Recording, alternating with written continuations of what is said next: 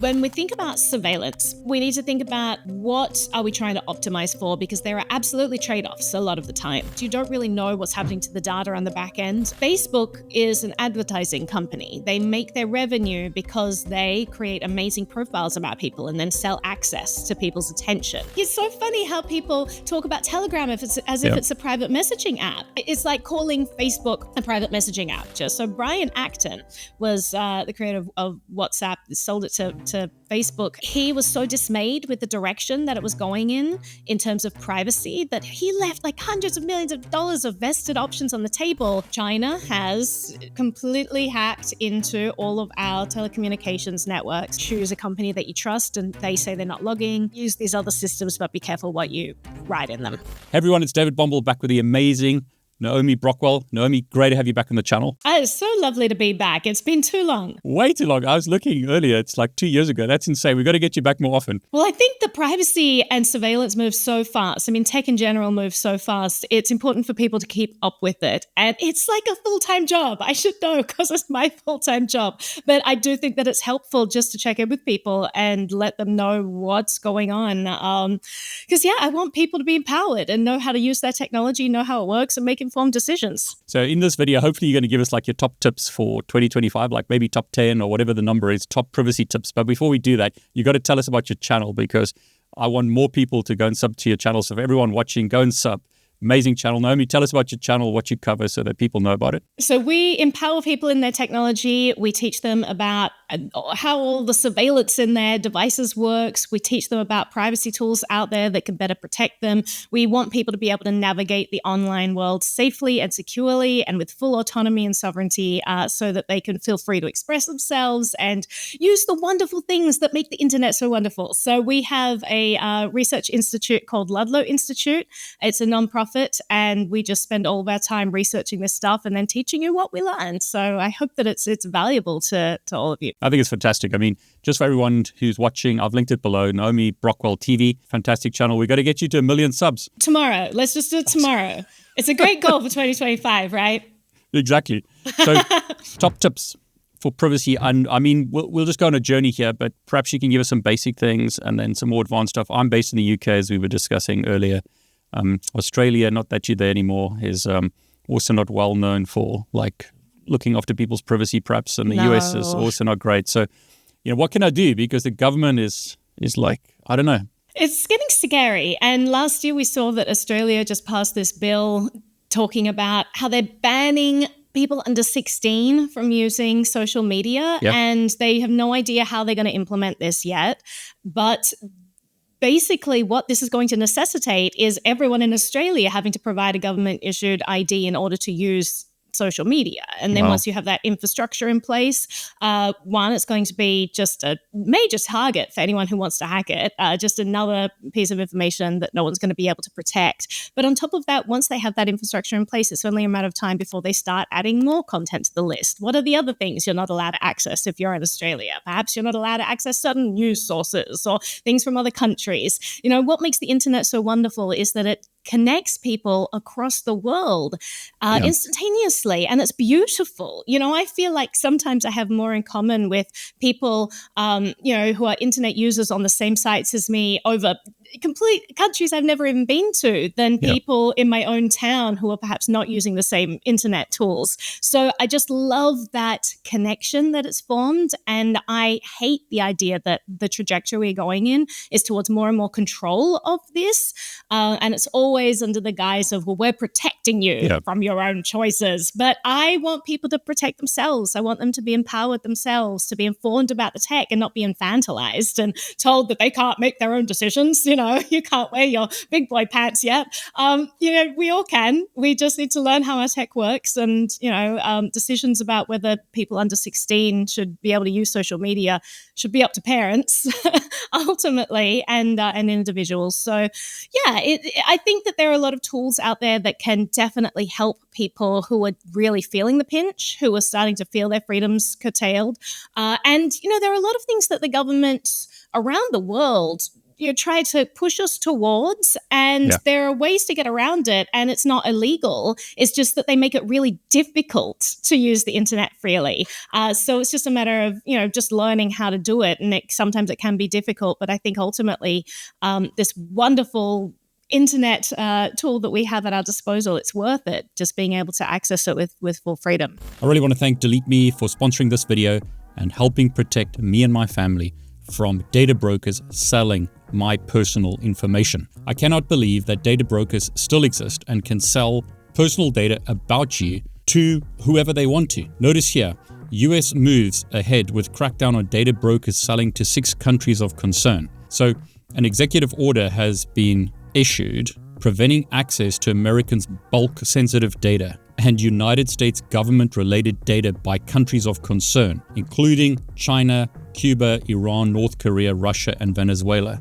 But think about that. They are banning the sale of your data to these countries if you're based in the US. But your data is still being collected and may be sold to other people. Here's another article from The Verge. 2 data brokers banned from selling sensitive location data by the FTC. Precise location data from advertising IDs and mobile apps can be used for surveillance that, according to the FTC, puts millions of Americans at risk. These data brokers were showing personalized ads on mobile devices and then retaining tracking information identifying them. Your data is being collected, put together by data brokers, and then sold on. The amount of information that these data brokers have about us is ridiculous. I started using Delete Me because of the recommendations of Rachel Toback and others in the cybersecurity industry. Rachel has done some amazing demonstrations where she cloned someone's voice, spoofed their telephone number, and pretended to be someone and tricked an assistant into giving passport information and other confidential information to her. Now, you may think you would never be scammed, but think about your mother, your grandmother, or someone else who's less technical than you. There are so many examples of old people being scammed. How much money were you scammed out of? 11,300. Their life savings being stolen because the attacker or scammer knows something about them and they can trick those vulnerable people into giving them money. Help protect your family, help protect yourself by using Delete Me to go out there and remove your data from data brokers. Now, you can do this yourself and go and manually remove your data, but that means that you have to put in a lot of work and constantly monitor that your data hasn't been put out there once again or sold online. So I personally would use Delete Me, again, because of recommendations of Rachel Toback and others. You can use my link below, joindeleteme.com/Bomble, and get a 20% discount off your subscription. Don't let others control your data. Make sure that you get your data removed from data brokers.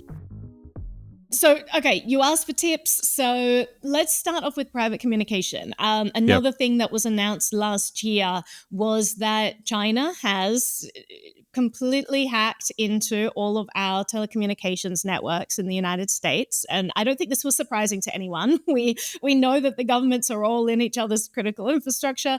But I think what was surprising was soon after this announcement, maybe like a month after this announcement, the government started then saying, hey, you guys should protect yourself by using encrypted communications within the telephone network. And for anyone who understands how these networks work, they have something called lawful access laws. And these are global, right? So every country in the world has some sort of a lawful access law, which means that the communication channel itself in the telecommunications networks are not allowed to be encrypted. And that's why we use things like Signal, because we can encrypt packets and put them in the network, but the actual channel itself is not allowed to be encrypted.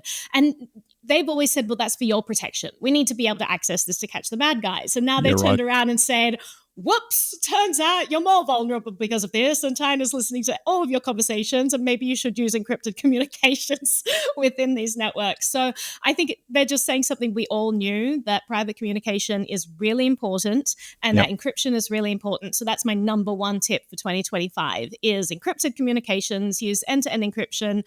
Services like Signal is one great example, but there are lots of services out there that you can use. Ultimately, you don't want to be using SMS. You don't want to be using social media DMs. You want to be getting away from all of that and really just, protecting your communication. So Signal, are there any others? There are a lot of others. The reason why I always go to Signal is because they're sort of the gold standard. The Signal protocol is the gold standard. There are lots of other alternatives, some that are very interesting that are trying to decentralize these networks. A lot of them don't have things like perfect forward secrecy, which I think is a really important thing to have in a private communication tool. So I don't necessarily recommend a lot of the others, but are they better than SMS? Absolutely. So much better. Orders of magnitude better. So I think that just choosing alternate means of communication is going to really help you out, and you're going to be doing a lot better than just going with the default SMS that a lot of us use today. So I like Signal, but you may have a preference for other apps that you like to use, you think are easy to use, you think provide good systems. But I've also found that network effect is very important, and people get privacy fatigue if you try to move them over to the next best messaging platform.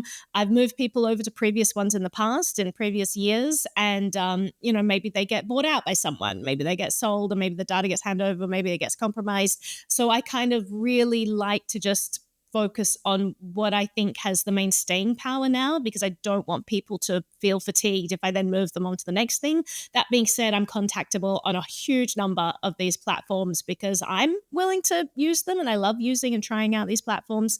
If you're just getting started or you're trying to convince others, I would go for whatever has the biggest network effect. Yeah, because whenever I talk about Signal, then I get a lot of pushback of why not Telegram? What's your thoughts about Telegram? I mean, the CEO got arrested in France. Oh, Telegram isn't at all it's not private at all. It's so funny how people talk about Telegram if it's a private messaging app. And so many, like you see, the crypto community is using it, and gaming community is using it, and pretending they're having these private conversations. So by default, no peer-to-peer conversation, no one-to-one message is end-to-end encrypted. It's all just protected by promises. We promise we won't hand over your data. That's not a robust privacy strategy. It's not possible to end-to-end encrypt the group chats on there. So every group you're a part of, it's all just, accessible to Telegram servers. And if you look at the history of Telegram and what Pavel Durov does, he's very charismatic. He talks a good game. He talks about the importance of privacy, but he hasn't walked the walk because he can't be there saying how much he values people's privacy and is there protecting it when he knows that he is the central target and the central leverage point if any government wants this information. And all he can do to protect it is just promise he'll never hand stuff over. Why not flip on end-to-end encryption and protect hundreds of millions of people with a flick of a switch? So his actions just don't support his words. When even WhatsApp flipped on end-to-end encryption and protected 1 billion users, huge thing for privacy. Whereas Telegram has decided to not flip that on, which is very strange to me. On top of that, they were banned in Russia because, Russian government wanted to get information on protesters, and they said no. Then it was unbanned in Russia. And then it was banned in Iraq, where the Iraq government wanted to get information on protesters. And then it was unbanned in Iraq.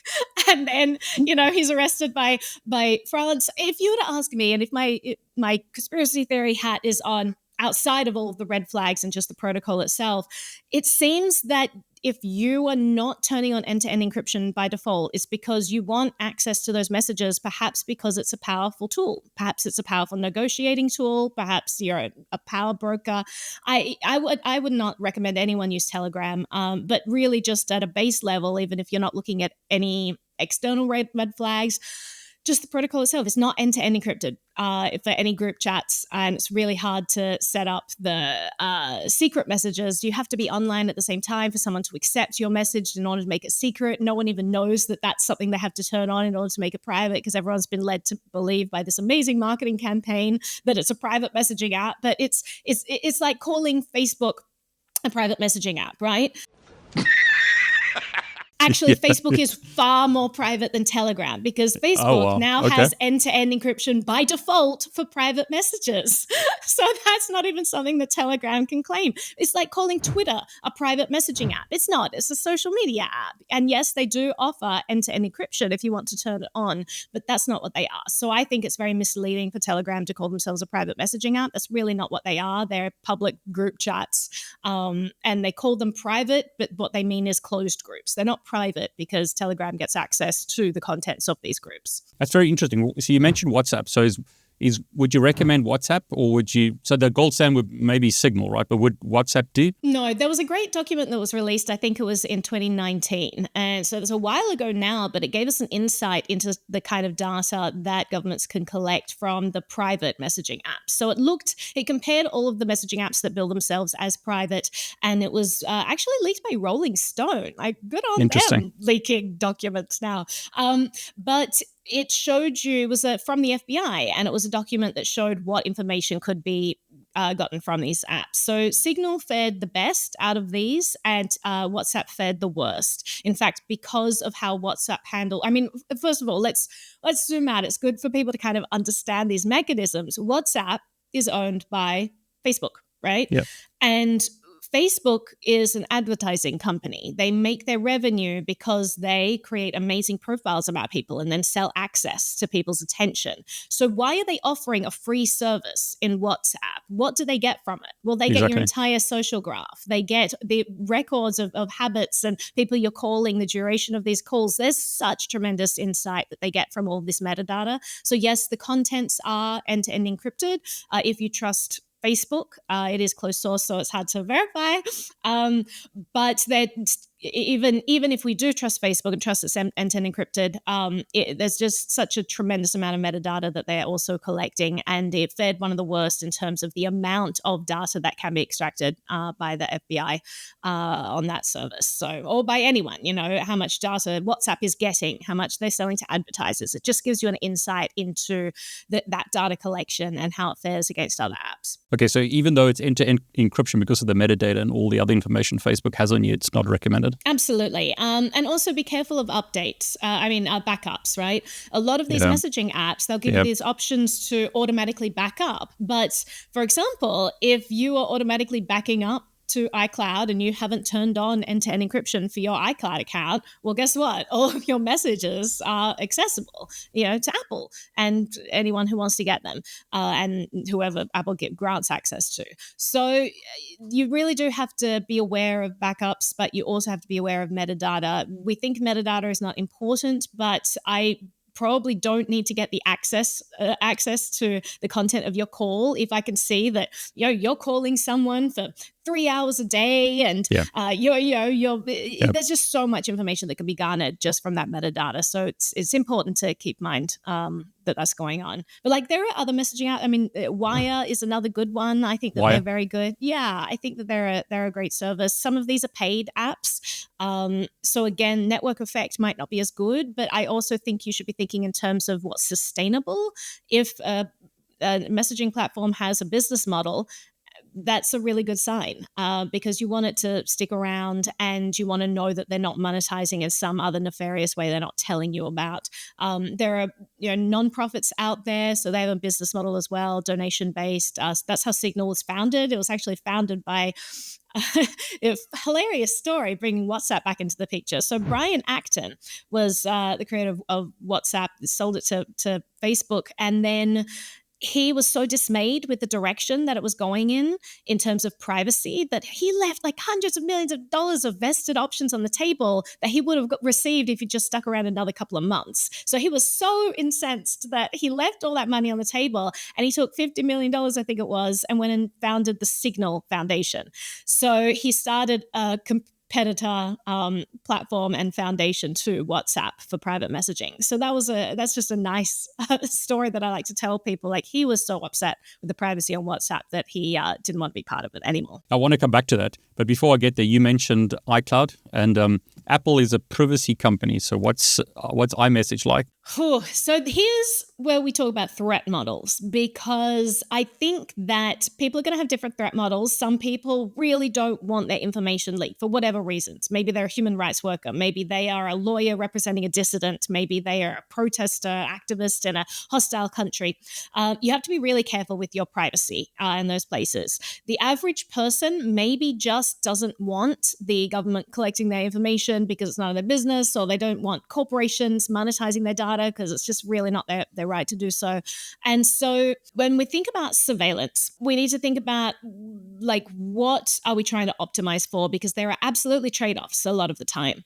And when it comes to Apple, I would say that Apple is a really great company for most people, because they're not an advertising company the same way that Google is an advertising company. They treat your data a lot better than Google does. But if you're someone like me, and I'm kind of a privacy extremist, Apple takes too much information for my liking. So, I do use some Apple products, and when I do, I take great pains to lock them down even further. Like Michael Bazzell has a great book where he talks about setting up a Mac from start and all the settings that you should adjust, just like blocking out a lot of telemetry that that Apple is collecting themselves. So I think if I were to set my grandmother up with something and I want her to be more private and more secure, I would not put her on Android. I would put her on iOS. I would not put her on Windows. I would put her on a Mac. But if someone comes to me and says, Naomi, I'm writing this article. I'm an investigative journalist, and I want it to be as private as possible. I don't want this information leaking.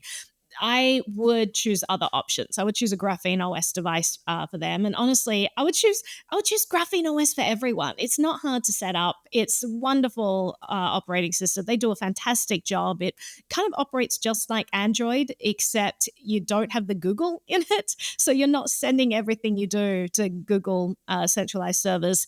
I feel amazing on my Graphene phone. I'm right here, actually. So I've got my little Graphene device, and it's wonderful. I adore it. So it really just depends where you come down. A lot of people don't want the inconvenience of having to install, flash a new operating system on their phone. Yeah. So Apple might be a better option for them. Someone might not want to learn any sort of command line or deal with Linux or driver issues or anything, so Apple might be a good idea. If you are more worried about privacy, there are better options than going with Apple, for sure. Okay, so messaging Signal would be the best choice. Otherwise, like someone like, let's just say a grandmother or someone who's technically challenged, then maybe Apple is an okay choice. But for the people who are really privacy conscious, Signal, and then look at Graphene on a phone. So that's your recommended phone, because I wanted to ask you that. Absolutely. Okay. Yeah, Graphene is amazing. So the reason I like Graphene, first of all, it has to be on a Pixel device, and people think it's ironic because Pixel is very Google. Ironic, yeah. And but the reason why the Graphene team chose Pixel as the only device that Graphene is supported on is because you can flash alternative operating systems on all kinds of Android devices, right? But you lose all of the security protections when you do that. So you can have like verified boot, all of these things when you're using Android, but as soon as you flash an alternative OS, you lose those things. Pixel is the only device that meets their security requirements because you can have verified boot even with flashing an alternative operating system. On top of that, Pixel devices are great. They have this Titan M2 chip in it, which stops brute forcing attacks. So if someone gets access to your device, basically there's this delay mechanism in there so that if someone's trying to guess your PIN, after a while, it just gets so long, the periods in between, that people just can't brute force it. There are different profiles on there that you could set to just shut down when you exit them. So maybe you have like 2FA or something on a secondary profile. When you open up your phone for the first time, so if I just booted my phone and I type in my PIN, even if I then lock my phone afterwards because it's been booted and because I previously have typed in my PIN, that PIN is potentially accessible in RAM by someone who's a sophisticated adversary, right? So if someone steals my phone and I've already booted up for the first time and logged in, they could potentially get everything on my device. However, these secondary profiles, and when I say secondary, I mean you can have up to 40 different profiles on your Graphene phone if you want. I wouldn't recommend it. Like maybe 4 might be the max. But what happens is every time I exit out of one of those secondary profiles, it's treated as a hard reboot, which means that if I'm carrying around my phone and using it all throughout the day and messaging people and taking pictures, writing notes and whatever, it doesn't matter if someone gets my phone. They can't access anything in those secondary profiles. There's no password stored in that RAN. It's that like this hard reset every time I exit out of it. So the security precaution of that is great. I really don't have to fear losing my device, leaving it in a taxi, and someone, getting access to what's on there. If I have a backup at home, then having that running around in the wild doesn't bother me. So it's and they have a lot of things like granular controls. They have things called contact scopes. I mean, how many apps have you downloaded that have said, "Can I get access to your contacts?" Yeah. And we don't give it a second thought. But if we were to give it a second thought, we'd realize that this private information isn't ours to give away. We've just granted some unknown developer access to like 1,000 of our friends and family members, their birth dates, their home addresses, their phone numbers, notes in there, where they work. That sort of information obviously is monetized. It's sold. It's sold to these people search websites. It's sold to countless other, data brokers and other services. So we really should think about that. But there are some apps that when you go to download it, it demands, you cannot download us unless you give us access to your contacts. What Contact Scopes does on Graphene is it basically creates this fake contacts profile. That's empty. Or you can literally say, well, I only want it to get access to David Bubble's, contact information. That's the only contact I want it to do. So it will allow you to create these scopes where you can like granularly decide what information they're getting. Maybe you don't want them to get phone numbers, but you want to allow them email addresses. You can basically have more control over what these apps get. And I think that's what privacy is all about. It's not about hiding or secrecy, all of that. It's just about choice. It's just about reclaiming our right to get to decide who gets our information and then really exercising that choice, I think, is really important. The 2 big ones that I wrote down here, because I'm sure people will ask, what about banking apps and what about notifications? Do they work?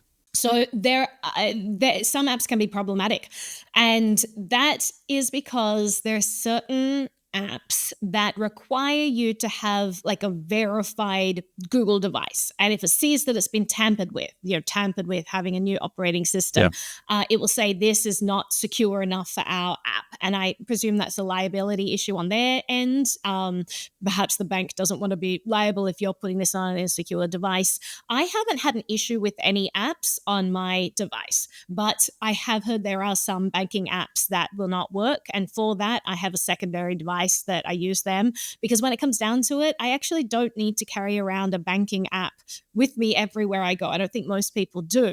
And it could get stolen. Yeah. It's handy to have to use if we need it.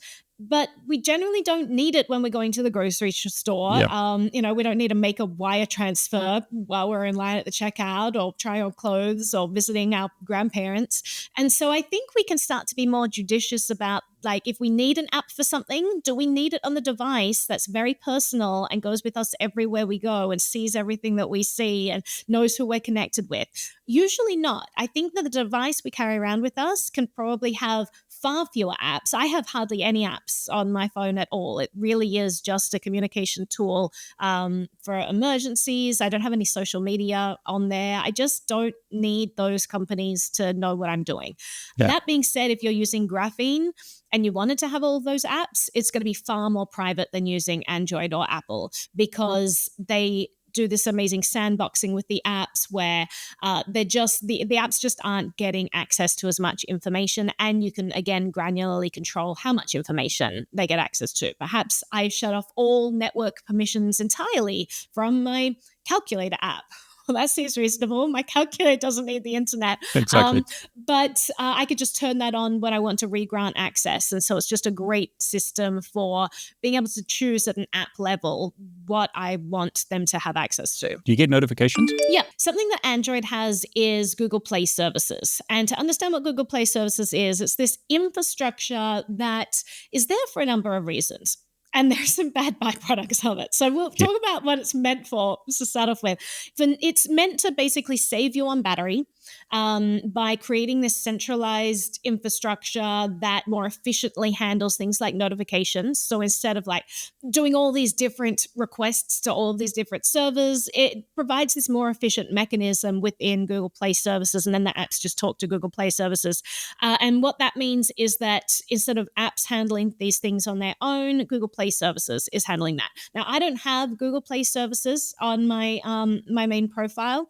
I don't want it. I don't want it talking to all of my apps. One of the byproducts of this system is that Google's just getting a ton of data about everything you do on an Android phone because it's all going through this centralized mechanism, and that data is just being sent off to Google servers.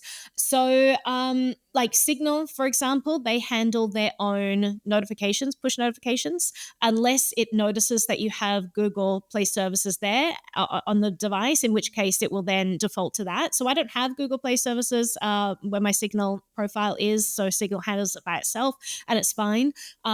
I actually don't really like notifications in the first place, so I have those turned on because I don't need a distraction machine, following me around. If I want to call someone, I will call it. If I want to check my phone, I'll check it.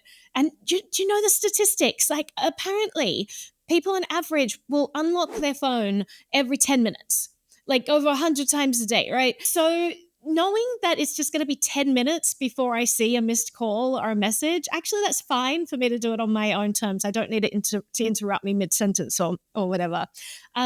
Now, that being said, with Google Play Services, I do have it installed on one of my profiles because there are certain apps that require it. But what Graphene does is they use something called sandboxed Google Play Services. Usually, Google Play Services has incredible access. They're just like tentacles seeping into your Android device and getting access to everything. What Graphene does is says, we're going to treat you like any other app. We're going to sandbox you. So you have this little area where you're allowed to operate and you're not actually allowed to put your tentacles anywhere else. And that's great because I can put Google Play Services on this other profile and these apps can use it. And Google isn't getting any extra information from that. So I found that Uber works better with Google Play Services. So if you're someone who uses ride-sharing apps, you can install Google Play Services fine, and you can have your apps work completely fine with that. Same with some VoIP providers. If you want notifications to come through and the VoIP provider doesn't have their own internal mechanism for this, you can use Google Play Services, just install it on another profile, and then you're going to get those real-time notifications. Because phones are the big problem, I think, for a lot of people, right? So number one, top of the tier is, top device is Graphene, then iOS, then Android, right? Yeah, absolutely. Yeah, Android is just collecting. It's insane how much information they're collecting. But Apple and Google, they both will bypass your VPN for their own internal system. So if you're someone who has a VPN always on, you have that kill switch and you're like, well, I'm protecting my IP address and staying private. Actually, Apple and Google will both just decide to bypass it for their own internal functioning. And they will say, well, these are essential things, so we can't have it go through a VPN because they're essential and for main operating and all this.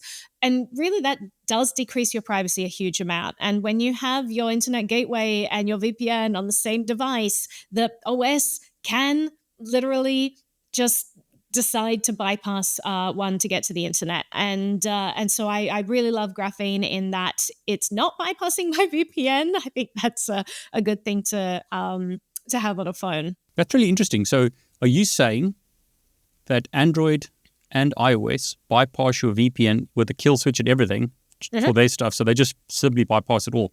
Yep. So there's a research team called MISC, and they've been doing some great research into this. And they just analyze the packets that are being sent across the internet on their devices. And they have a long list of the different activities that Apple will bypass your VPN for. And a lot of them are not even things that you'd think are essential. Like it's things to do with the App Store or things to do with, your podcast app or, it's crazy to me that a company that is billing itself as a privacy company is doing this. I felt kind of betrayed and heartbroken when I discovered that this was going on. Google is doing the same thing, but I didn't expect any more of Google. I mean, one thing I will say of Apple is that even though they could do better with privacy, I think it's egregious that they're collecting so much data about users.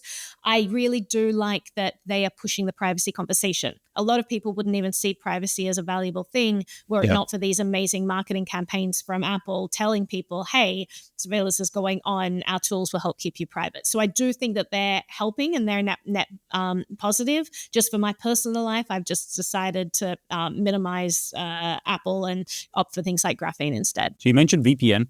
Do you have a preferred VPN or doesn't it really matter? It does matter tremendously. There are so many scams in the app stores and you should be really careful of them because a lot of VPNs, either they are outright nefarious in that they are just, collecting your keystrokes, collecting your mouse movements. I had one friend, Jonathan Tomac, and he reverse engineered some of these VPN plugins that you get, extensions, and found that, some of them were literally collecting mouse movements, how fast you're scrolling through pages, just crazy. all this data. So you need to be careful with the VPN that you choose.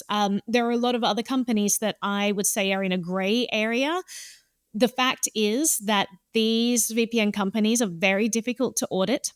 And they tend to be all owned by conglomerates. And when I say that, I mean like your 5 favorite VPNs are probably all owned by the same company. And so when one has one privacy policy, but another in their conglomerate has another, that is red flags to me because you don't really know what's happening to the data on the back end, whether it's all being mixed together, how it's being treated. And it's very difficult to get that information. And on top of that, you've got a lot of VPNs that are owned by companies that also own a lot of magazines that promote privacy products. So if you go to your favorite online news outlet that's called Tech Review Whizzes, the best ever, they're recommending XYZ VPN, it's the greatest. And it turns out that they actually own XYZ VPN. So a lot of these independent reviews of VPNs are just fake and created by these companies. And then if you look even further, these umbrella companies, a lot of them are tied to advertising companies as well. So the VPN realm is pretty crazy. It's like this rabbit hole, and it doesn't mean that all the VPNs out there can't be trusted. It means that it's very difficult to figure out what's good and what's not. And because of that, I stay very heavily towards the products that have a really good reputation. So that means that some really great people have worked there. Maybe I know team members there. Maybe they just have an incredible reputation in computer security communities. And so I think Mullvad has probably one of the best reputations out there for VPNs. They accept cash as well. If you wanted to pay anonymously, they accept different cryptocurrencies. So if you wanted to do that, you can. I like Proton VPN as well. I think they're a great product suite that is providing some really good alternatives to the Google suite. So I like to use their products, not just their VPN, but I like their Drive. I like their mail service. I like their calendar. It's super easy to import their calendar. There's literally one button you click that says import my entire history of all of my Gmail appointments from the last decade and all future appointments. And with the click of a button, you could just import all of that into a new calendar and it's end-to-end encrypted. So no one is getting access to that data going forward. So I think that they offer a really good suite as well. That's great. I mean, it's the one I always that I recommend, and a lot of people in the cyberspace recommend is Proton, but it's good to know others. You mentioned operating systems. So we've covered phones, I think, but like desktop, you said Mac OS is better than Windows, but Linux is the preferred, I take it. Is that right? And it depends which Linux distribution. So there are companies that will offer Linux distributions and they will collect telemetry from you as well. Ubuntu, is that right? Yeah, I mean, but you can turn a lot of that stuff off. Linux could be a really big learning curve for people, Yeah, and a lot of exactly. people are scared to get in there. I remember the first time I got a Linux computer, and there were different things that just didn't work.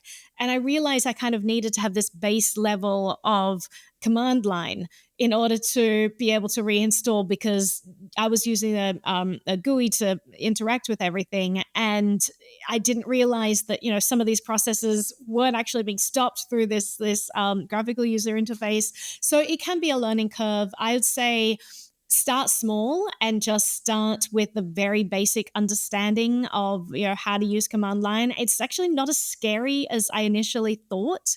If you do want to go with a different computer that is going to have more compatibility, then Mac can be good if you lock things down. So some of the things you want to lock down, like for example, you might you're probably going to turn off everything related to telemetry that you can. You're probably going to install Little Snitch to stop that extra telemetry going out, and to monitor any external connections that your computer's trying to make. You're going to even change the time protocol. Apple by default will sync your time on your computer using their internal servers. I don't need them to have that data, so I could just change that setting and go directly to the time protocol itself and sync my computer that way. There are lots of different settings that you can tweak, and again, I think Michael Bazzell has the best outline of what to do. I see his book in the background of your video there. Wonderful book. Yep. Yeah, exactly. Yeah, great book. Highly recommend that people, if they are going for, even if they're going for a Windows device, he goes through Linux, Windows, Mac OS, and explains all of them different settings you can tweak. So regardless of your setup, I think it's just a great book to go through and beef up your privacy. Which Linux distribution would you recommend, if any? Well, I've tried out Mint and Pop OS. So both are considered very easy to use when it comes to Linux. I know when you talk about Linux, suddenly you have 75 million people at you in the comments who are for sure. shouting at you for their distro. And actually, I actually love that. Whenever I talk about Linux, I always get just a wealth of information from the community. So it can be overwhelming if you're just starting out. But honestly, if you have questions, ask the internet, and there will be people there who are so eager to help, because honestly, the idea of Linux and the reason why it has such an incredible community around it. Well, first of all, like everything in our lives runs Linux behind the scenes, right? Like even, like all your IoT, it's all running Linux. Like there's just all the infrastructure in our lives is running Linux. So already we know it's a powerful tool, but I think people just love the freedom of it, and they love that it can be easily forked, and you can tweak it and you can customize it so that it works for you, so that your tech is not someone else's choice. The data collection is not someone else's choice, it's yours. And I think that granular control is really empowering to people. So I hats off to that community for knowing so much about all of this and for helping others and for sharing their knowledge. I just think it's great. Browser? I know which one you use, but what do you recommend? I like Brave browser, but there are others. Like Molvad came out with a browser, and it's also very good. So I think a good resource is privacytests.org, and it looks at a number of different criteria for third-party tracking and cookies and all of these things, and it gives either like a tick or a cross in terms of how well it does. And I think Brave out of the box is one of the best browsers for privacy. If you just want it to work and you don't want to have to go in and customize your settings, it's going to be fantastic. It's going to do things to stop bounce tracking. It's going to create a new sandbox environment for every site that you visit. It automatically disables third-party cookies by default. Chrome has been saying they're going to do that for years. Yeah, right. Every other browser already has, and then every year it's like the excuse of, what's their excuse this year? What's Chrome going to say the reason that they're turning off third-party cookies? But they never do it. They just keep pushing it, kicking the can down the road. But yeah, I think that Molvad is really good. Brave is really good. I would go to privacytests.org if you're trying out a new browser and you want to see how it fares in comparison to some of these other ones. It's just a really good tool. Do I need to use Tor? You can use Tor, depending on what you want to do on the internet. I think Tor is an incredible tool. The more people who use it, the more private it becomes, because privacy loves company. And so if you're one person hiding in an anonymity set of one, you're not really hiding. If you're one person hiding in an anonymity set of a million, suddenly your actions are just normalized. And I think that's great. So any privacy tools that you can opt into, I think is awesome. Tor is such an interesting tool because there are different trade-offs for it, right? If I am using the internet, like, first of all, the exit node is not encrypted, right? It's always unencrypted, and so I don't have the same guarantees as perhaps like a VPN that is encrypting that tunnel all the way through. But Tor is the best for privacy because you are literally wrapping your packet in layers of encryption, and no single entity that deals with the packet knows both who you are and what you're looking at on the internet. And I think that's really powerful, just disassociating our real world identity from the things that we're doing. I think if you want to use Tor, it is going to be slower for you, but it's an amazing tool. And if you even want to try it, like if you're not in a rush and you don't mind it being slightly slower, if you can weave it into your life, you are helping other people be more private simply by using this tool. I know that sounds really weird, but you're literally making a huge difference for the people who really do need it, those human rights workers, those dissidents, those protesters. So yeah, see, like, try it out. And also you can access all of these unindexed parts of the internet. We call it the dark web.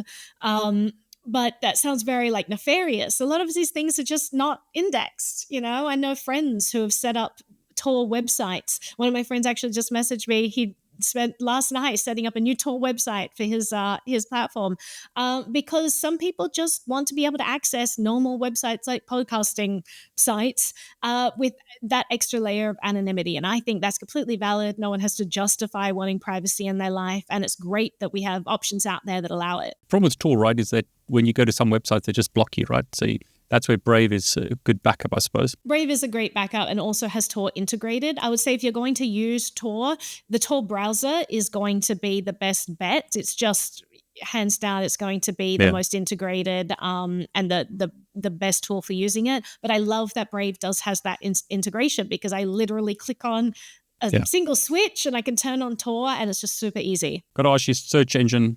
I'm assuming it's not going to be Google. I love Google. No, it's not Google. I haven't used Google for years at this stage. I use Brave because it's the default in the Brave browser. And maybe like 2 years ago, it wasn't good at all because there are different kinds of search engines. There are meta search engines, and then there are these pure search engines. So if you are a meta search engine, you're really just wrapping someone else's search results up in your own facade and sending it out. There are a lot of search engines that do that. They're just giving Google search results and wrapping it up in. It is helpful. They're adding proxies. They're making it more private. I didn't want Google search results because I want to have other indexing systems. I wanted to support a market share of other people entering the game. So Brave is a full search engine in that they have their own spiders that are crawling the web and indexing sites themselves. So you can imagine when they first started out, it wasn't great because they're indexing from scratch, and Google has had a really long head start on them.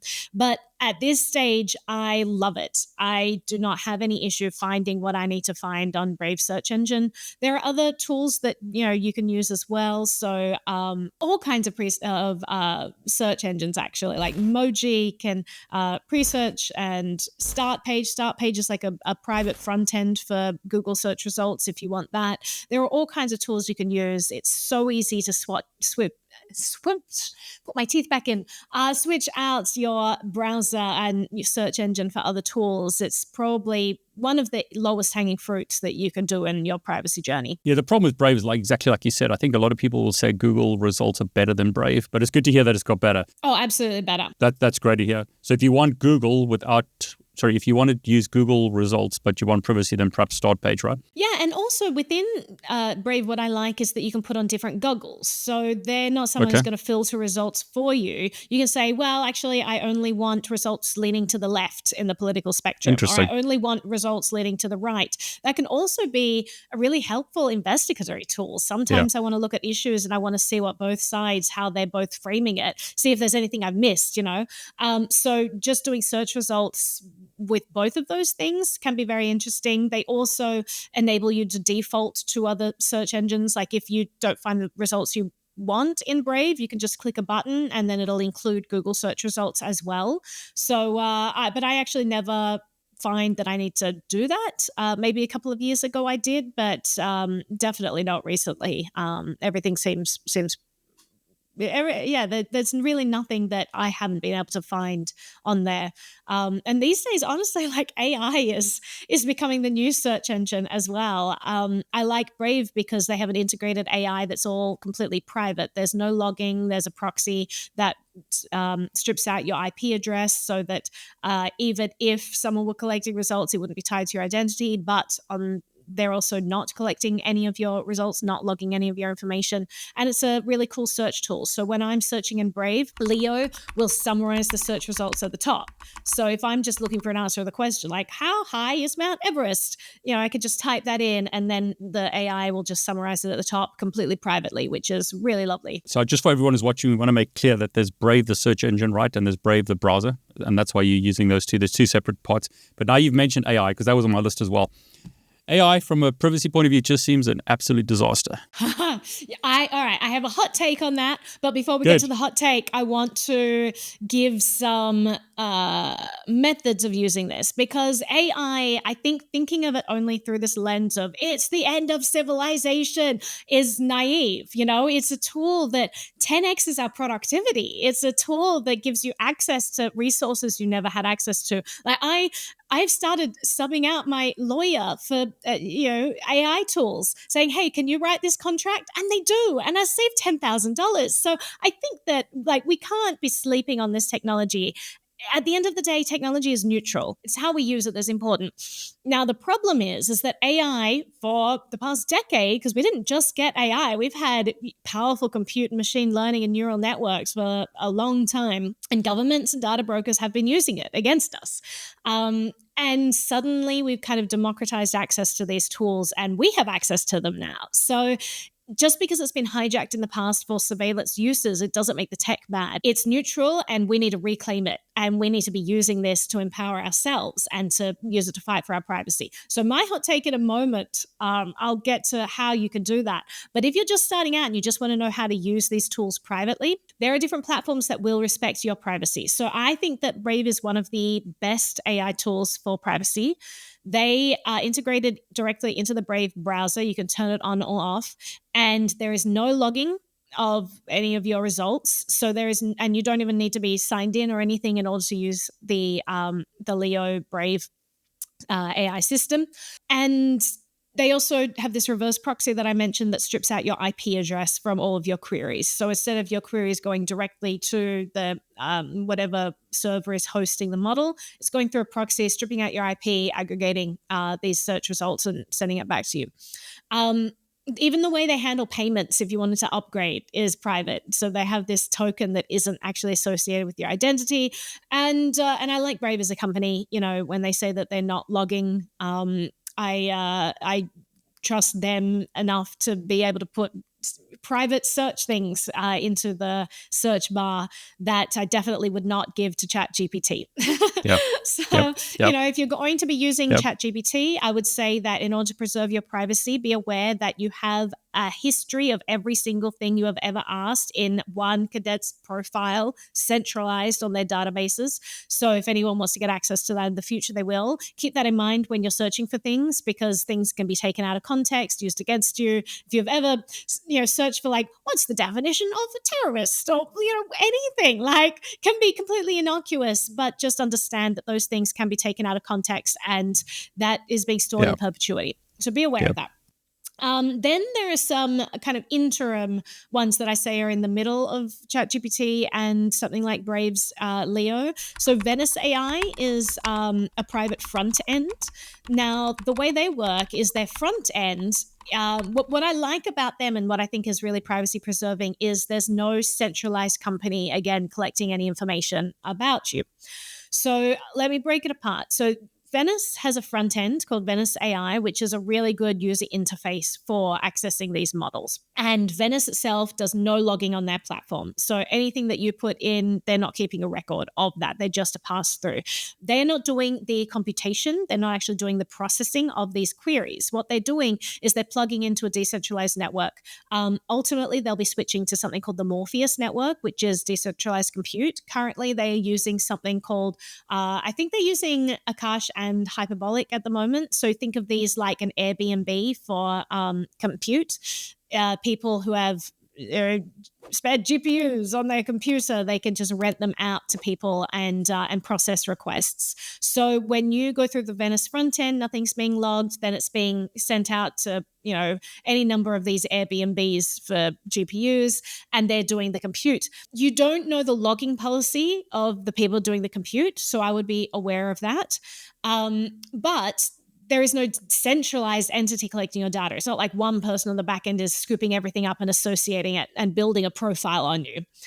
So that's a really good privacy mechanism. So I would say when you're using it, be aware that within any single session, if you don't reveal yourself, if you don't identify yourself, you have pretty good privacy guarantees there. So I'm not going to write in, that it's like, my name's Naomi Brockwell, and I have this very sensitive thing to talk about. If you just don't do that, they're not going to be building a profile on you and figuring out that these requests are all coming from the same person. They also strip IP addresses as well. So that's kind of the interim.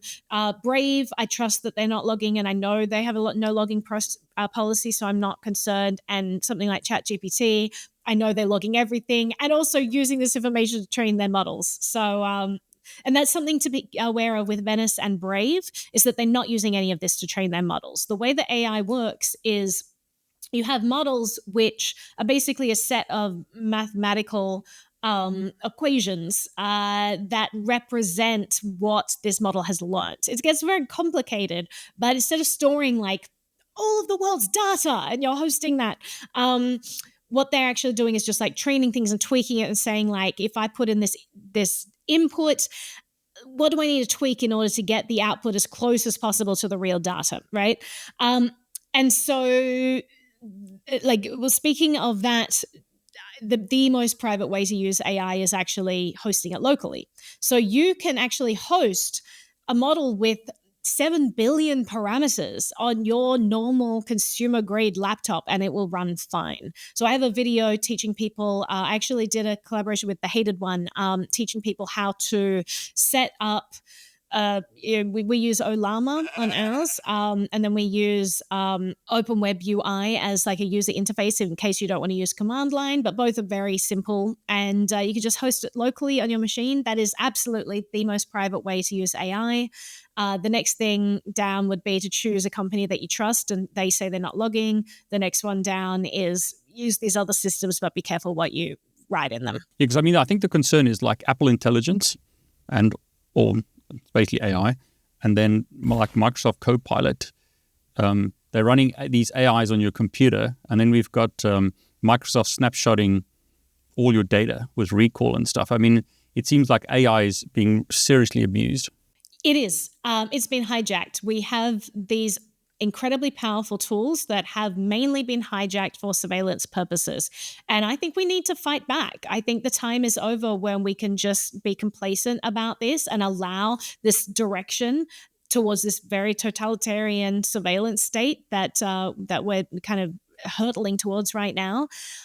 If we think about it, these tools are incredibly powerful. We've kind of talked a little bit about how they can just like give us access to things that we've never had access to before. We need to start using this for privacy, not surveillance. It can be used for either. It's just a neutral tool. So I want to see a world where we have privacy tools that Perhaps we all have these AIs on our computer. They're hosted locally, so our data's not going anywhere. But it's looking for vulnerabilities. It's looking for surveillance that's going on. It's analyzing the telemetry leaving your device and giving you a snapshot of, hey, all of these companies are collecting your data. And based on this pattern, we think that they're, trying to get this sort of information from you. I want to see that sort of tooling on everyday consumer computers. And I see us harnessing AI to protect people's privacy, seeing as that I think that all these companies are currently exploiting our data. And on top of that, the fact that AI and technology in general, technology has kind of become synonymous with surveillance. A lot of people don't like tech because surveillance is so interwoven in the tools we use that they start to think that it's tech that's the problem. But it's not tech that's the problem. It's just that it's been hijacked and we've been complacent and there's been no market signal telling anyone that we care about privacy. So no one's been building privacy tools. That's started to change in the last few years. You have incredible privacy tools that just didn't exist 10 years ago because people are starting to speak up. We need more people to speak up. We need people when they go to the car dealership to be asking questions about hey, what data are you collecting from the computer? How many RFID tags are there in my vehicle? There's over 100. This is my next topic, cars. Because cars are a nightmare. You've done some good videos on that. Sorry, go on. So on the AI front, I think that not only do we need to be speaking up, but if we think about this AI world, what we've ushered in is this new era where we can no longer tell what's real and what's fake. Yep. That's actually great for privacy. Oh, that's a good point. Yeah. Because if we think about data brokers, they've been using powerful compute and incredible surveillance tools to scrape every single artifact about our activities from the internet for over a decade at this stage. And the profiles they've built are incredible. Their entire business model revolves around them being able to sell accurate information about people. That all goes out the window with AI if we're able to poison data sets. If we're able to generate all these deep fakes and noise about our lives, data brokers are going to be made obsolete. And I think that data brokers are one of the worst entities on the internet because governments are buying their data. There's no accountability where this data ends up. I think it's making people more vulnerable. It's helping skirt checks and balances that we really have set up in society for a good reason. And so I think if we can make data brokers obsolete and send their business model, destroy it, I think that's going to be great. So I want to see AI tools generating noise about people, generating deep fakes, generating all this information that is untrue so that we can start to create a shroud around our activities again and hide, because surveillance is bad. There's more and more insight into our activities. But if we can mess all of that up and if we're using the same powerful tools that everyone else is, because suddenly these tools are in our hands as well as those that have really super high-powered mainframes, that's really exciting. I want to see what the next decade brings when people are empowered, they care about privacy, and they're starting to think about what tools individuals should have in their lives. I love that take because, the concern about AI is AI can learn everything about you. But that's a great point. You could use AI to make the noise. I like that. Yeah, I get a lot of comments from that. They'll be like, yeah, what about when powerful entities start using AI to learn everything about you? Say, exactly. Yeah, what about when powerful individuals start using AI to protect everything about them? It's always a game of cat and mouse. It's never a situation where this technology is just going to be used on one side. And if there's a possibility of that, we should fight like hell to prevent it. If there's a situation where governments are saying they're the only ones who should have access to AI, or it should be gatekept and you need a license, or you need to be a special political class in order to access it, that's the worst possible scenario. That is the darkest timeline. If there's a chance that they are going to put those guardrails up and stop individuals having access to these powerful tools, we need to fight, because a world where we all have these tools is a great world because we can all protect ourselves. It's already being used to exploit us. These tools are already being used to make us more vulnerable,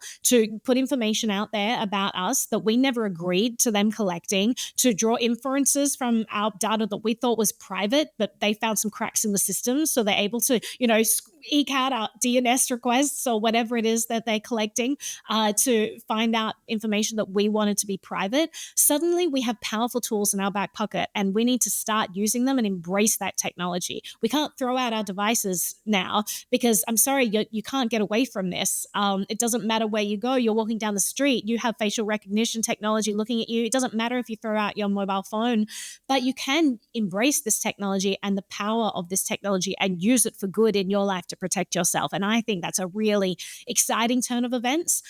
It was unexpected for a lot of people. They didn't realize that this powerful compute would become democratized so quickly. But now that it has, we need to jump on it. We need to embrace it and start building privacy tools to help protect the most vulnerable people in society. But I don't think AI is synonymous with surveillance. I think AI is neutral, and AI is possibly our only salvation from surveillance. It is the tool that we need to embrace if we want to protect ourselves in an age where everyone is using surveillance tools and hijacking technology against us. So yes, I think that we need to reclaim our power and be using this technology as well. Yeah, I saw there was a great presentation by Eric Hughes. So he was a cypherpunk who wrote this awesome manifesto that galvanized a lot of people to fighting for privacy in the 90s. He spoke at ThoughtCon a few years ago, and he talked about this. And he talked about how AI could be this noise generator. And he kind of gave some really funny examples. Like, right now we're all creating fingerprints with our activities, and everywhere I go with my phone, it's creating daily habits. Data that's being collected by who knows who. Same with my computer, the different activities that I'm doing. What if we started like generating data and I just had a system on my computer so that the only telemetry being released is that, and he gave these funny examples, like as if like I'm pretending to be Santa Claus, this person only goes out once a year and it happens to be in December during the solstice, and suddenly they go all around the world in like the space of a single night, and the rest of the year just lives in the North Pole. So we could be generating all kinds of data about ourselves to create a certain profile, and ultimately this is the direction that we're heading in. We're going to be having we're going to have these tools sooner or later. It's a matter of how quickly we can build them and how fast we can get them into our hands now. Love that. So Naomi, I briefly mentioned, and you mentioned as well, cars. You've done some great videos on cars. It feels like I need to go buy like a 1950s car or something, because cars are like tracking devices and like monitoring devices like mad. Yeah, they are, and you do. I'm really sorry. I have no solutions for you there. The only thing that we can do to make this situation better, again, is voice our opinion. I think that the reason why there is no private car on the market is because no one's asking for it. When was the last time you went to a car dealership and said, yes, but please tell me about the telemetry? And no one does that. And until we start asking questions about data collection, dealerships don't know the answers to these things. They don't know that there's a market demand. The people who are making these cars don't realize it. And honestly, they're just looking at money that can be made, right? And they're seeing data as this extra revenue stream, and they're not seeing privacy as an extra revenue stream. I would pay extra money if I knew that my car was private and my data wasn't being sold and my cameras were end-to-end encrypted and not accessible by some central company. I would pay extra money for a privacy car. I think a lot of people would, but until we tell these car companies that we would, they're not going to know. So we are starting to see different privacy initiatives around cars emerge. There's a website called Privacy for Cars where you can go in and you can and it's spelled with a 4, number 4. You can go in and you can see what kind of data your car is collecting, for example. You can find dealerships that will have icons on their website that kind of rank the surveillance in cars. I think that more dealerships should be embracing this, but I also think car manufacturers should be embracing this. And I think the car manufacturers have been really naive in how they have been dealing with this issue, because some of them say that they are security focused. For example, we've got all of these cameras on your car so you can log in and see that your car's safe at all times. Yeah.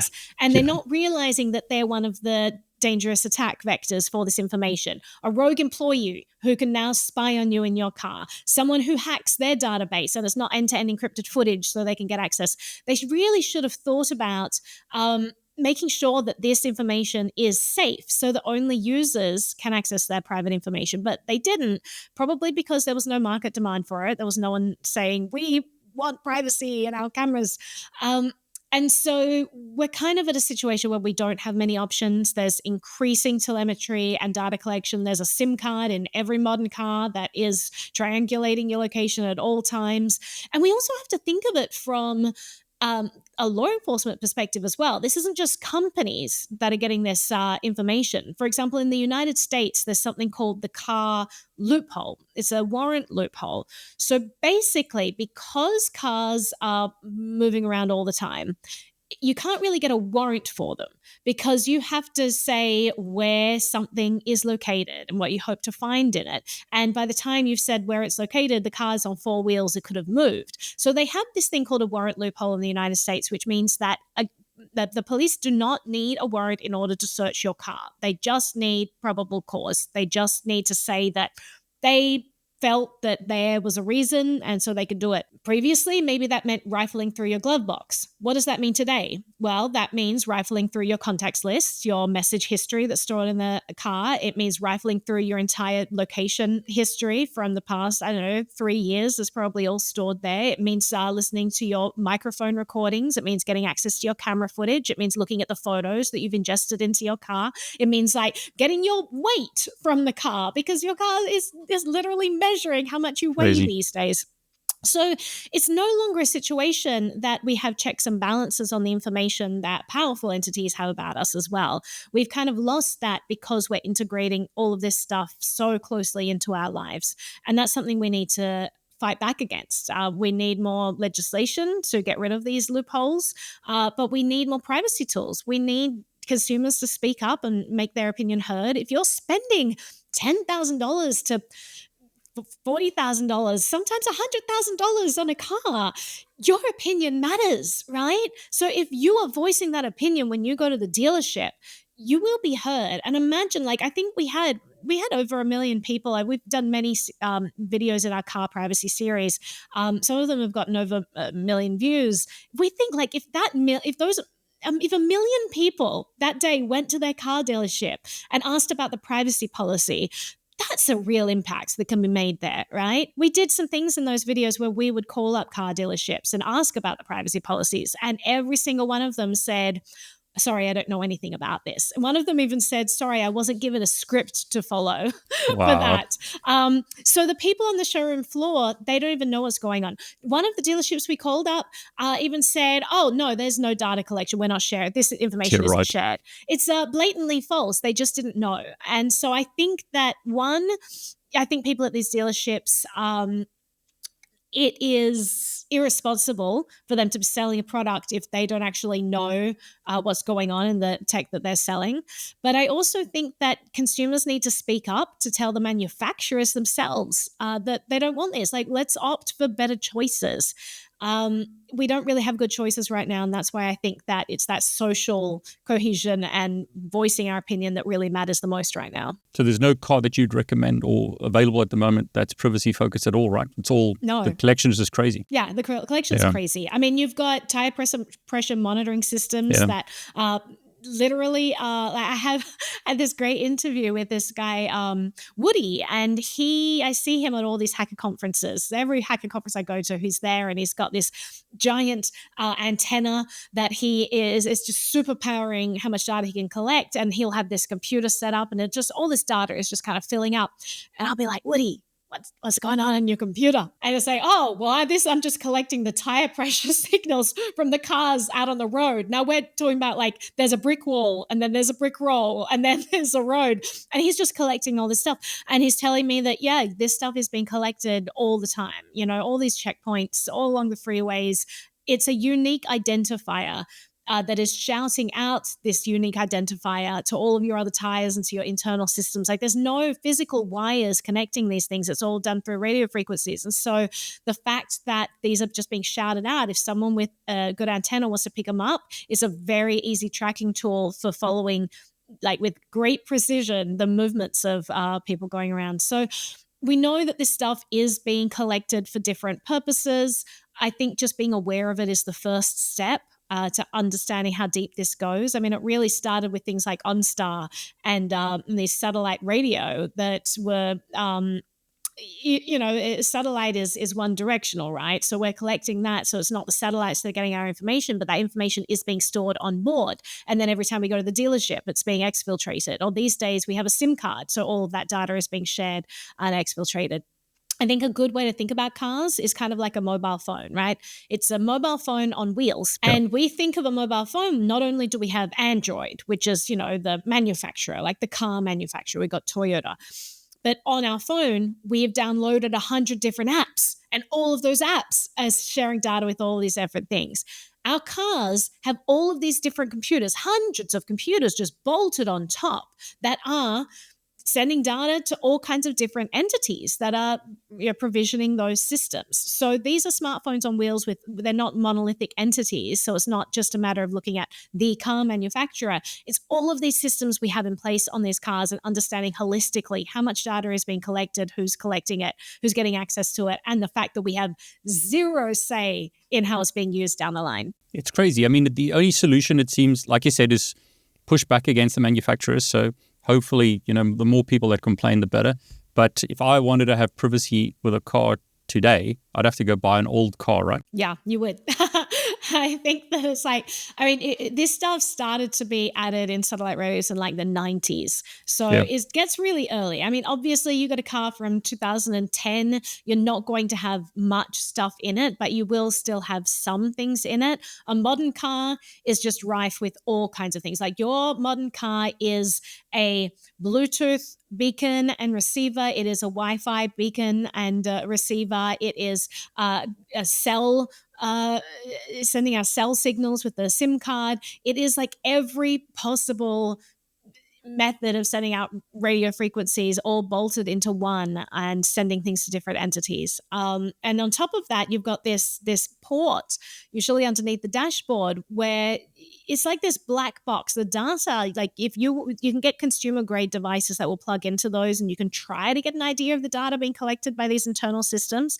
But a lot of it is, encrypted, that only manufacturers or other entities can get access to. So it really is a black box in how much data is being collected and what's going on. We've learned in recent years that insurance providers are getting access to this information. They're selling things. They have all kinds of partnerships. Like if you go to certain telecom providers, they'll say, hey, you can get $40 off your phone if you take this device and plug it into your OTP port underneath the dash. And so people will do, and they don't realize that your insurance company has subsidized your phone purchase so that they can plug into your car to see how fast you're driving and extract that data so that they can make that money back by adjusting your insurance premium.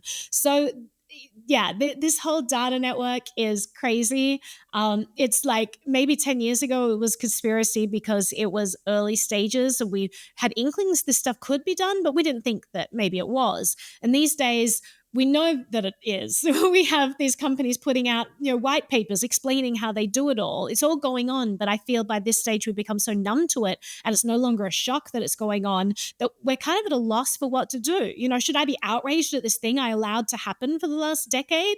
I feel strange about that, because I'm not really discovering it for the first time. We've kind of been talking about this like a frog in boiling water for a long time. So we're in this weird situation where we've almost been shamed out of taking a stand and made to feel stupid and made to feel like we have something to hide if we want privacy. And we forget that privacy is not only fundamental to a free society, but we don't have to justify wanting privacy.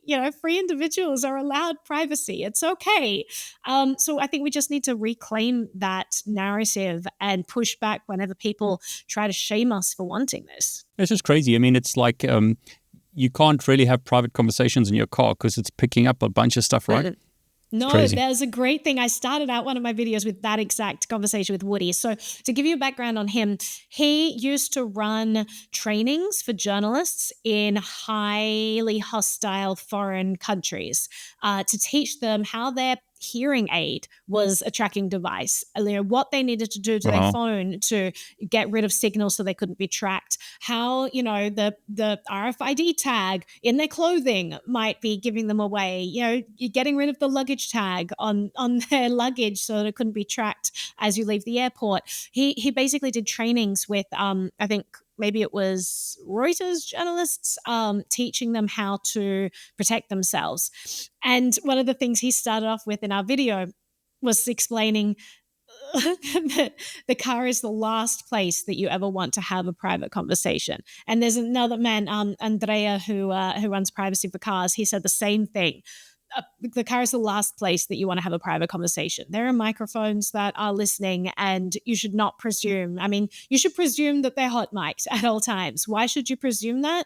Well, a lot of the systems in cars, for example, you have systems that will amplify voices in the back so that you can hear them, right? So it has to be listening in order to do that. You have systems that are connected to Bluetooth so that it knows when you want to use things hands-free. How do these systems work? Well, you generally say a keyword. You say like, hey, car listening device or whatever it is, and then it will turn on. But we have to understand that cars are really noisy entities. So the false positive rate is huge. Your microphone's probably turning on all the time, thinking that you have, you've said something. On top of that, it needs to be listening at all times in order to hear those keywords. And so you should be very careful when you're in a car if you have highly sensitive things that you're talking about. That's mad. I mean, so the solution today, again, buy old car. That's the only thing available today. That's the only thing. That's I mad. wish I had better That's mad. solutions. Well, the solution is that, but the proactive step is to let's start speaking up. And I mean, it gets worse. I mean, let's talk about IoT devices. I mean, the example televisions are monitoring you, listening in. I mean, there's so many IoT crazy devices. What do we do there? So there are a lot of things that we can do. Number one, don't have all of these Internet of Things devices in your home. Do you really need your toaster to be able to send an email? No, don't get your toaster connected to the internet. So I try to buy dumb devices wherever possible. There are situations where I can't get a dumb device. There are a few things that you should do to protect yourself. First of all, like, does it have a microphone in it? Well, I probably wouldn't use it if it does. Maybe it doesn't have a microphone. Maybe it's like a water sensor. I don't know, some other thing that you think is okay. You need to understand that it's a security risk to have those things attached to your home network because these IoT devices are not designed with security in mind. Yeah. That means they're easy to hack into. Now, what does that mean? If this device is on your home network, you've made it really easy for people to get into your home network and get into the devices that do matter. So they're going to be hacking these really insecure devices and then just doing a lateral move to something else in your network. So what you can do is you can segment your network. I have a video explaining how to create, basically partition your IP range so that IoT devices are on a certain network and then everything else is on another one. And you can set up firewall rules so that they don't talk to each other. I would do that. The easy way to do that is just to set up a guest network and make sure that the guest network can't talk to anything else. And then you can set up your IoT devices on the guest network. If you're using something like a television, I have scoured the internet for a dumb TV. They don't exist anymore. I have looked on online to try and find one. I eventually found one that didn't mention any internet. And I was so excited. And I bought this TV and the TV was terrible. It was just like the visuals are just terrible. But I was like, okay, but it's dumb, I thought. And then I realized, wait a second, this is asking me to connect to the internet and all this has these things. Like, this is not what I ordered. And I wrote to them and they said, oh, well, we didn't have the model you asked for, so we just upgraded you. Wow. I don't consider this an upgrade. So if you're going, like, the only solution for privacy on televisions that I found, because a lot of these televisions, yes, they are taking a snapshot of everything you're doing. You can not connect them to the internet and maybe just use HDMI to your computer and kind of help it that way. Or but sometimes they have a SIM card in it. Some of these televisions have been found to have SIMs, so they will be sending off data whether you're connected to the internet or not. That's pretty nefarious. That's crazy. I had someone at DEF CON tell me that she used to go dumpster diving for televisions. I was never able to verify this, so take it with a grain of salt. But hacker communities at DEF CON have mad skills. So I've learned to just presume, okay, yeah, I presume that you're telling the truth there. And we've seen white papers since just talking about these screenshots of these television shakes. So we know that they're exfiltrating a huge amount of data about what we're doing. But the only solution that I've really found is get a projector. Projectors are still dumb a lot of the time. And so get a projector and link that to either your computer, or if you want to get some kind of a streaming service, Apple is probably the best right now because all the others are just collecting such a large amount of data. But even Apple, recently I discovered that if you want to buy an Apple TV, when you first set it up, it will demand that you put in an Apple ID to use it. So they want to create that centralized database, and they wouldn't let you bypass it. So I created one on the spot. Just through the web browser. If you want to find out how to create an Apple ID through a web browser, actually they hide it in all of these different sets. They make it very difficult. They only want you to create these Apple IDs on an iPhone or a computer within the operating system itself, not through a browser. But you can find out how to do it in a browser. But then I set that up on my Apple TV, and it said, we can't accept this until you connect it to an existing device. So Wow. Apple, that's another egregious thing that makes me so angry at them. They can't be a privacy company and then just demand that you correlate all of your activities across devices. So then I had the idea, this is for you real extreme people. If you want to make your life really hard, take my advice. You can go to the Apple Store. You can buy a new computer with cash. You can take it home. You set up the Apple ID on that. You set up the Apple TV, and then you can return the computer. I like that. And you wipe it first and all that. But yeah, it's really crazy that they're the lengths we have to go to. Sure, we can still get privacy. There are still ways that we can work around this, but it's really aggravating that we're in a situation where companies have such a disrespect for their users that they won't even allow you to opt out. Like, if they really are telling us what's going on and being transparent and we're clicking agree, so we're consenting, if that were really the situation, we should be allowed to opt out. We should be allowed to create an Apple ID without associating it with all of these daily devices we use. But yeah, the fact that we don't, it just shows the disrespect these companies have for us, and they don't really care about allowing us to protect our privacy. And that's why I think that we need to be vocal. I'm glad that the conversation is changing, that more and more people are concerned about privacy, because it's huge. Yeah, it's unless we complain, and especially with our money, it's never going to change. Absolutely. I started a movement recently. I read actually Cult of the Dead Cow, which is this about hacktivism in the 90s. And it was interesting because they created these tools that showed all of these security vulnerabilities in Windows. And it was this new era that they ushered in where suddenly these computer services and software and hardware providers had to start being mindful of security. They had to be like, okay, users need to protect themselves. So it was this story about these hacktivists who pushed back and changed culture and started to change the mindset of how people think about security. And I got so inspired, and I was like, we need a movement around privacy. Where are these hackers when we need them? Why aren't they analyzing the surveillance going on in these devices and privacy tools and all this stuff? Like, we want them back. We need this new era of people fighting. Like, where's the new cypherpunk era? You know, the people who fought for the individual's right to use encryption. You know, they changed the way that encryption was considered. Before, it was considered as a munition. And so if you sent encryption software and released it open source like Phil Zimmermann did with PGP, he was charged with munition trafficking, which is the same as like sending bombs to Libya. It would like equate it as the same thing, right? And so they fought. And I was just thinking, where are the new Phil Zimmermans of our era who are going to fight and stand up and say no, privacy is a fundamental human right? And then I was reading all these manifestos, and I'm like, oh yeah, you need a good manifesto. And Tim May wrote one, Eric Hughes wrote one. They're fantastic. Phil Zimmermann wrote these great essays about why he created PGP, where he's talking about how you need private communication in a society in order to have opposition parties, in order to push back against bad laws, in order to make sure that we maintain basic civil liberties in a society.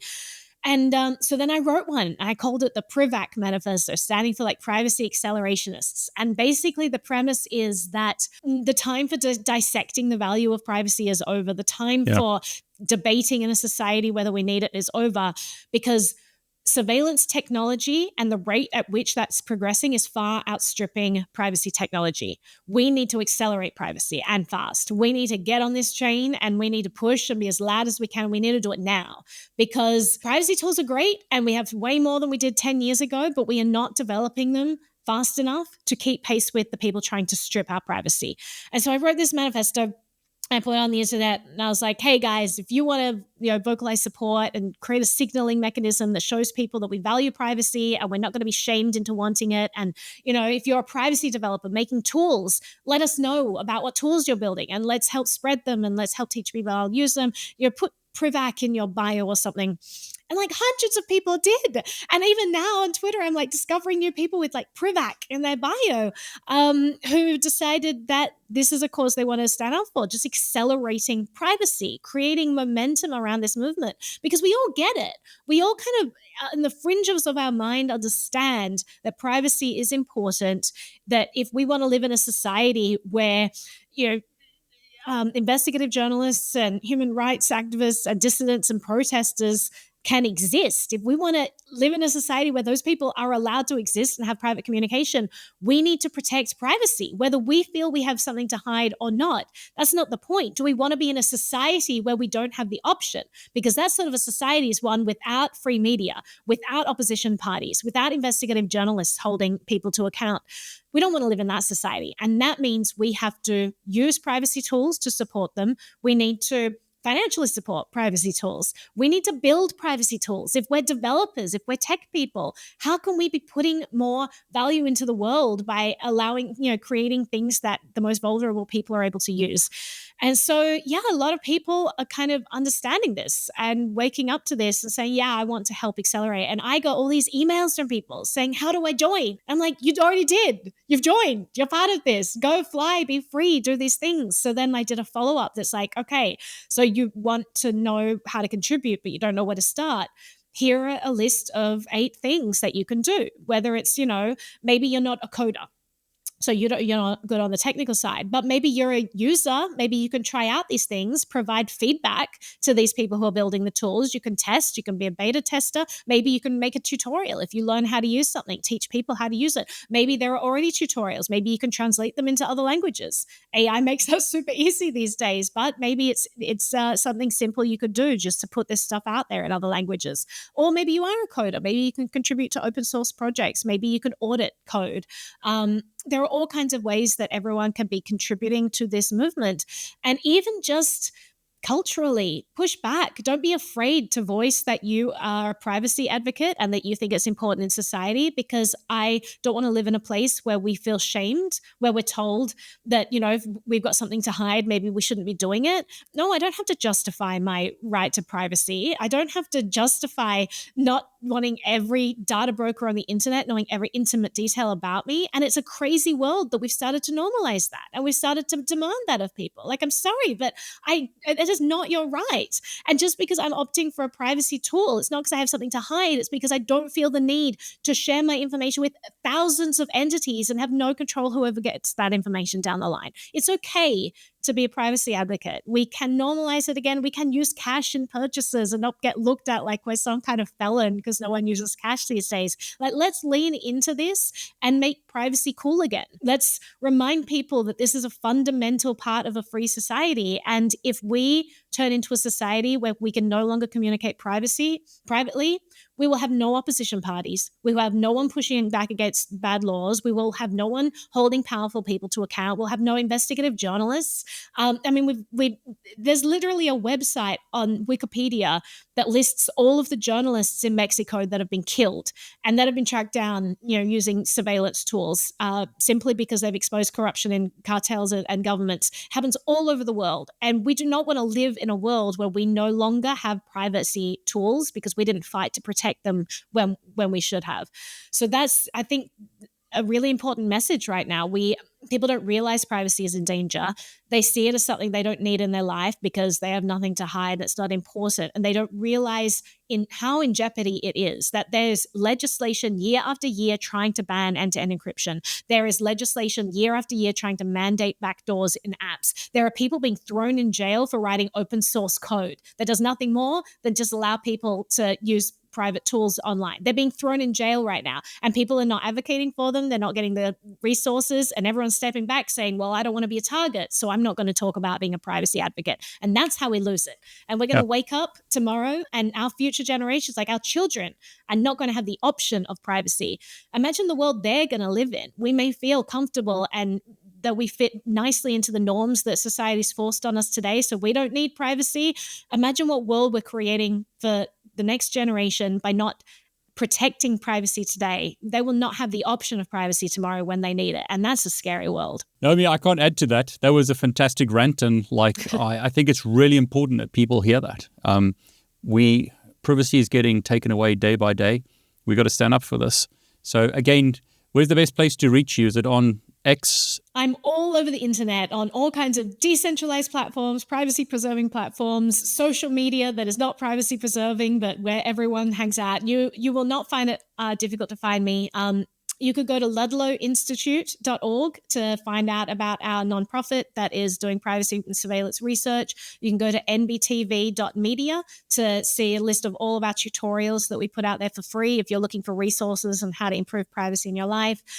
We have channels on Odyssey and YouTube and Minds and Rumble and anywhere that you want to look for us. I'm also on X. You can look under Naomi Brockwell.